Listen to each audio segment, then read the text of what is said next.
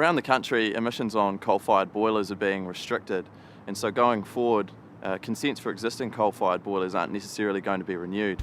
Glenmoor School in Christchurch is an example of this, where in 2007 they found out that their consent had expired and they were going to have to replace their heating system. I took a period of 12 months to really study the whole scenarios, the different scenarios, the different options that were available. Heat pumps was an option. The other option was to convert the old boiler to diesel.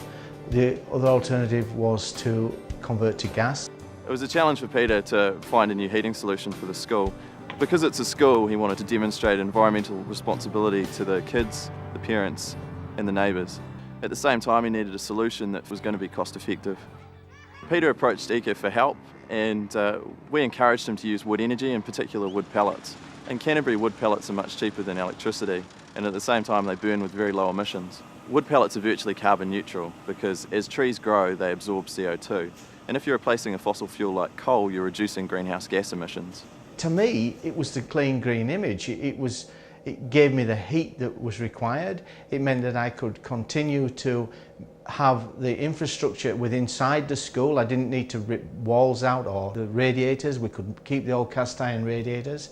It was a viable option. So they installed the wood-fired boiler, and it was an eye-opener because the system was so easy to use.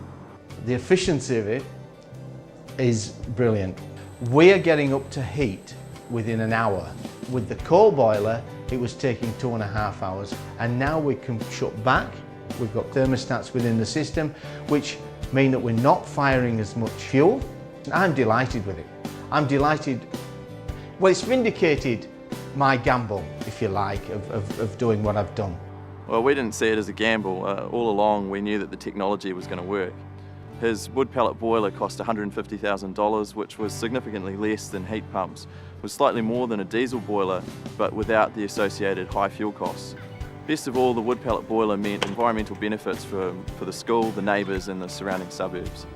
Peter's now talking about other ways to cut energy costs around the school, and that's a great attitude because it's an ongoing process. I recommend schools step up to the challenge, take leadership in their community and consider wood energy.